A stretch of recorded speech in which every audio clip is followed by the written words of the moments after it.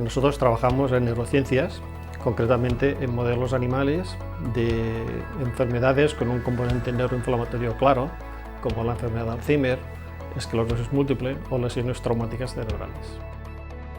Es importante trabajar en estos temas, dado que son enfermedades con un alto coste social y familiar para los que disponemos de pocas estrategias válidas. Recordemos que la enfermedad de Alzheimer es una de las principales causas de demencia en personas mayores, que la esclerosis múltiple es altamente invalidante y que las lesiones traumáticas estarían entre las principales causas de invalidez en gente joven.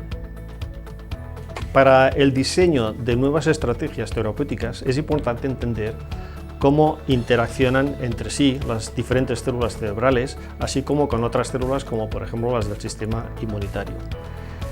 En esta comunicación las citoquinas son importantes. Una de las principales citoquinas es la interleuquina 6.